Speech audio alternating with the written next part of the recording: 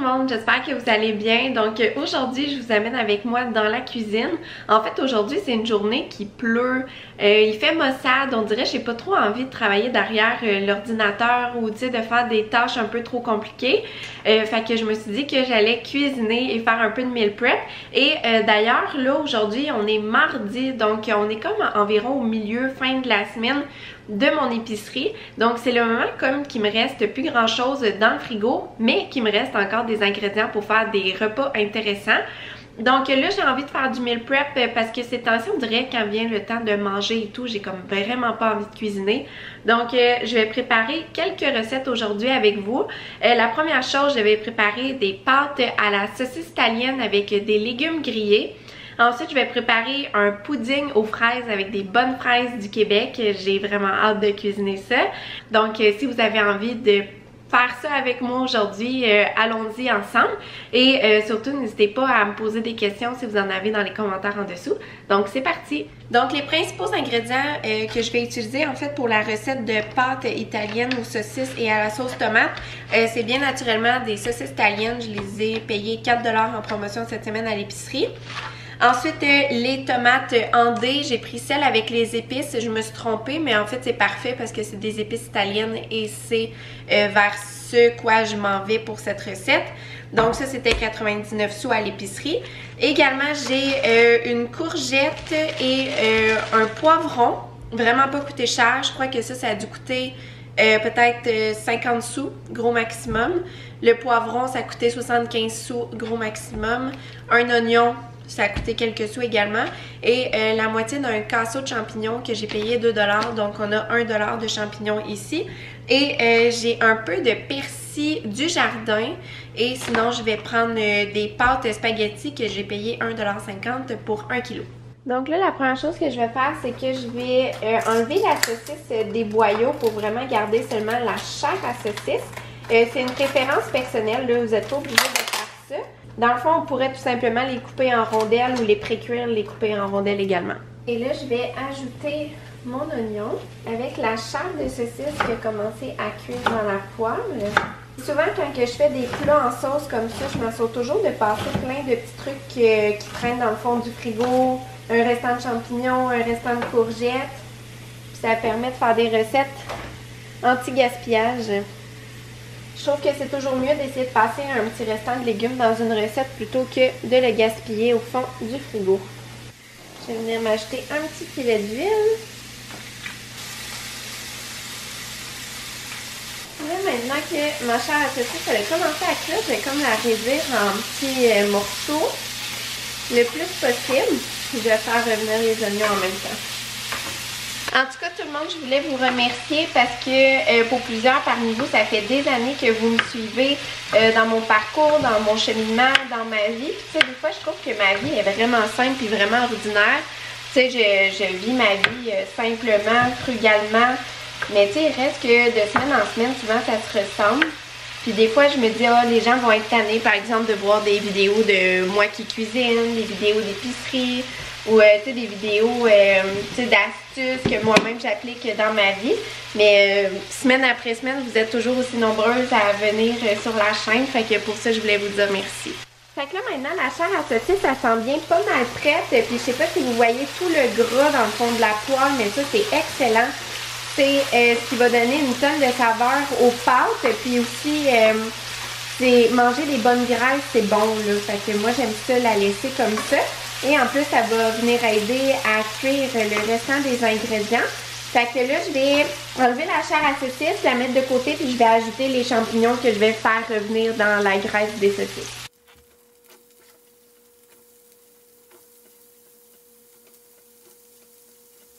Ajouter du poivre. Je vais ajouter du sel, et puis ça c'est du sel cachère, fait que c'est pas du sel de table normale, c'est du sel cachère. Puis ça sale beaucoup, fait que j'en ajoute juste un peu et je vais en mettre dans l'autre cuisson des pâtes. Donc là les légumes ils ont une belle couleur, ils ont bien imprégné les saveurs, donc là je vais rajouter les saucisses et les tomates en dés.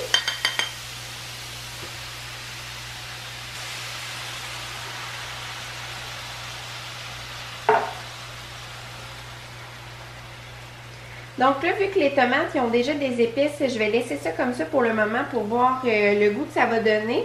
Sinon, j'ajouterai par exemple une cuillère à thé de basilic séché, une cuillère à thé d'origan séché. Puis, je pense que j'irai avec ces deux-là, mais sinon, on peut prendre un mélange d'épices italiennes aussi, une ou deux cuillères à thé si vous en avez à ce moment-là. Et si vous avez des herbes fraîches, c'est plus à la fin de la cuisson que je recommande de les ajouter. Donc là, je vais laisser mijoter pendant 20 minutes. Donc là, j'ai deux sortes de pâtes. J'ai des spaghettis et des spaghettini. C'est pas le même temps de cuisson pour chacun. Fait que qu'est-ce que je vais faire? Je vais commencer par ajouter les spaghettis qui demandent plus de temps de cuisson, 10 minutes. Puis ensuite, je vais ajouter les spaghettini qui demandent moins de temps de cuisson. Et étant donné que c'est un plat qui va se faire réchauffer par la suite, je vais les faire cuire moins longtemps.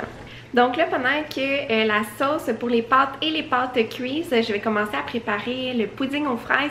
Donc les ingrédients, c'est des fraises que j'ai cueillies dans le champ cette semaine, de la farine, du beurre, du sucre. Je n'ai pas de sucre, donc je vais utiliser de la cassonade et d'autres ingrédients là, pour préparer un gâteau. Somme toute, c'est assez simple comme recette, mais ça va faire des petits desserts pour cette semaine. Donc mon beurre est ramolli, fait que là, je vais venir crémer le beurre avec le sucre.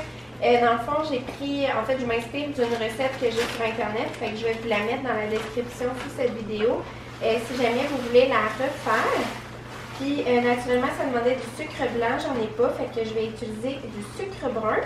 Sinon, on aurait pu utiliser également du sirop d'érable et mettre tout simplement moins de liquide, donc moins de lait à la fin. Et voilà.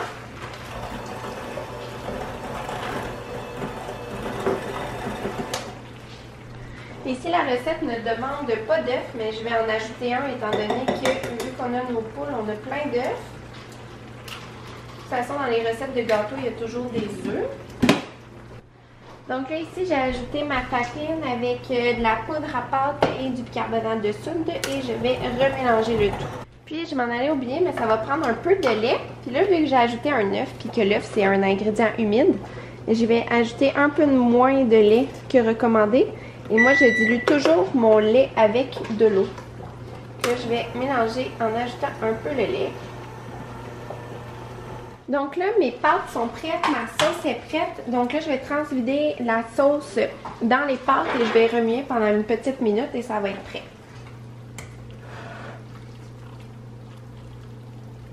À cette étape-ci, si vous avez du grana padano, du fromage parmesan, on pourrait en ajouter une petite quantité. Ou même du fromage assez fort. Ça pourrait faire un très bel ajout, mais étant donné que j'en ai pas, j'en ajouterai pas. Donc là, je vais tout de suite aller transvider mes pâtes dans mes plats de lunch. Pour vrai, ça a fait une énorme quantité de pâtes. On va en avoir pour plusieurs repas.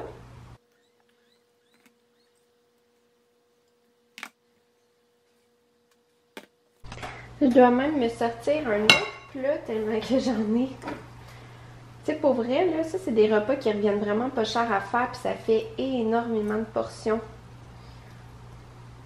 Surtout, c'est délicieux, puis on peut vraiment utiliser ce qu'on a. Je viens tout juste de goûter aux pâtes. Ils sont vraiment bonnes. Puis c'est fou parce que c'est super simple. Mais tu sais, on le sent vraiment que les saucisses puis le gras de la saucisse, ils ont vraiment ajouté une tonne de saveur. Puis moi, j'aime ça mélanger comme ma sauce avec toutes les pâtes parce que je trouve que c'est vraiment comme ça que la sauce vient imprégner les pâtes. Puis ça fait vraiment savoureux.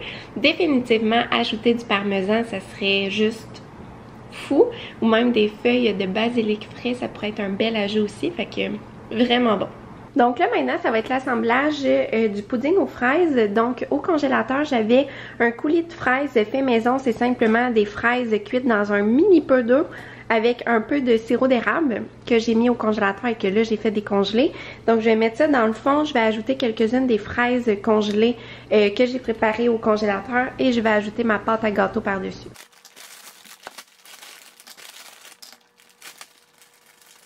La recette demandait 3/4 de tasse de sucre blanc, mais je trouve que c'est beaucoup trop. Donc, je vais tout simplement ajouter un petit filet de sirop d'érable. Juste pour ajouter une touche sucrée, mais c'est des fraises qui sont déjà bien sucrées naturellement. Fait que je préfère toujours mettre moins de sucre dans mes desserts. Ma pâte.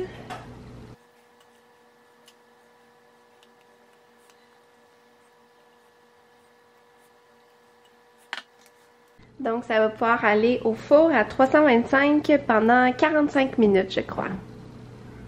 Je viens tout juste de sortir le pudding aux fraises du four et honnêtement, je crois que c'est un des plus beaux puddings que j'ai fait de ma vie. La pâte, elle a tourné super belle. Tu sais, même si j'ai utilisé de la cassonade, le gâteau, il est juste un peu plus brun. Mais sinon, ça a l'air très succulent.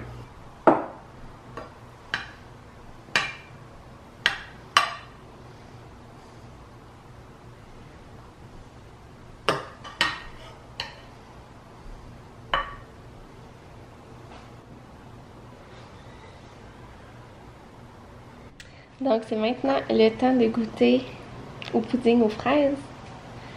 Là, je viens de voir qu'il manquait un peu de cuisson, fait que je viens de remettre le plat au four.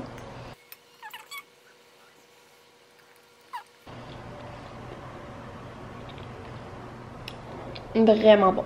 C'est drôle, hein? La cassonade au lieu du sucre blanc, ça ajoute vraiment comme un petit côté caramel. Puis avec les fraises de saison, trop bon.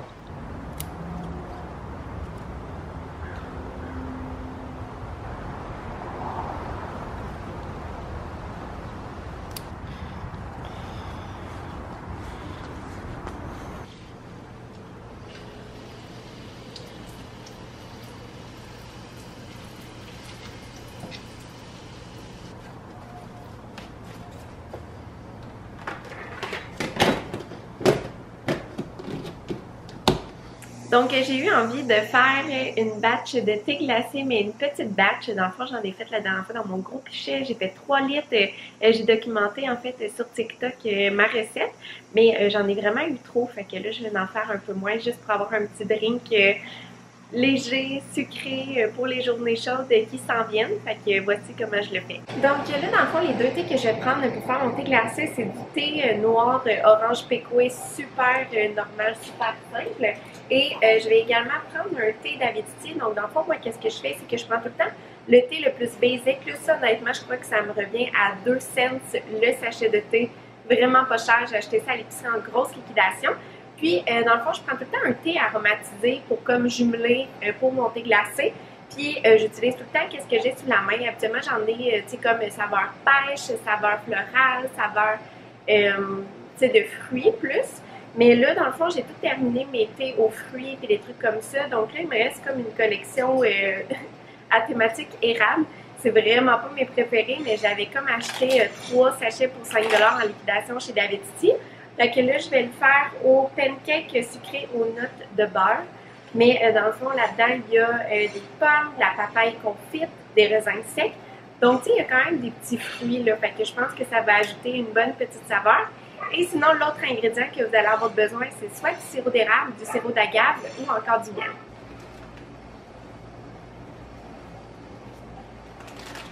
Pour le thé régulier, dans le fond, je vais prendre 4 sachets parce que j'ai environ 4 tasses d'eau, si je ne me trompe pas. Fait que plus ça, ça va faire un thé qui est plutôt concentré. Puis, ça va être parfait pour le thé glacé parce qu'on le boit tout le temps sur de la glace. Même que je pense que je vais ajouter un sachet de plus. Fait qu'on devrait être bon avec ça. Donc, un coup que l'eau bout, je vais tout simplement enlever ça du feu. Je vais ajouter mes sachets de thé. Puis, dans le fond, il faut suivre les instructions pour vos sachets de thé. Donc, tu sais, comme ces sachets-là, on peut les mettre dans l'eau bouillante. Puis là, l'eau est bouillante, fait que je vais les ajouter. Puis c'est 2 minutes d'infusion pour ces sachets-là. Puis sinon, pour celui-là ici, ça c'est 5 minutes dans une eau bouillante également. Donc, je vais tout simplement le faire infuser plus longtemps.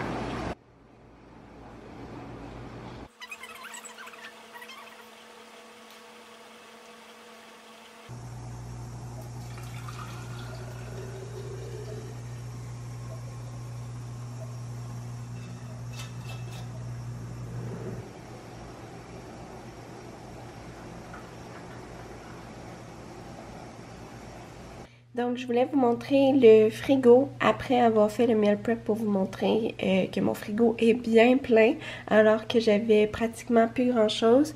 Donc, ici dans le haut, il me reste quelques tranches de pain. J'ai encore du yogourt, du fromage cottage, des petits gâteaux. Ici, j'ai mis mon pudding à la fraise. J'ai des beurres de noix. Sinon, ici, c'est où est-ce que je range les fromages. Donc, j'ai encore des fromages là, pour des collations ou faire un gratin, des choses comme ça.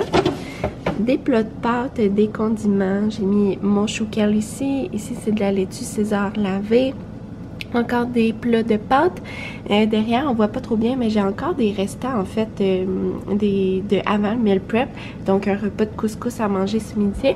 Et sinon pour mes légumes, eh bien j'ai encore mon chou-fleur. C'est avec ça que je vais faire mes ailes de chou-fleur. Sinon j'ai des pommes, j'ai des oignons verts, du persil, des limes, des agrumes.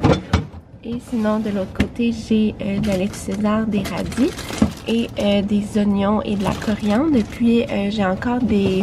je crois un bon 10 livres de pommes de terre. Et sinon, dans la porte ici, j'ai de la mayonnaise de surplus, mon thé glacé, j'ai encore un petit peu de crème et du lait. Donc, j'ai encore en masse de nourriture jusqu'à la prochaine épicerie. Donc voilà, c'était tout pour le meal prep que j'ai fait aujourd'hui. J'espère que vous avez aimé ça. Donc c'est ça, si jamais vous avez des questions, il va y avoir des liens de recettes ou les liens de mes précédentes vidéos dans la barre de description en dessous. Si vous avez aimé la vidéo, n'oubliez pas de cliquer j'aime, ça me donne un gros coup de main. Puis en même temps, ça me permet de savoir que vous avez aimé cette vidéo. Et sinon, on se retrouve la semaine prochaine dans une nouvelle vidéo. Bye tout le monde!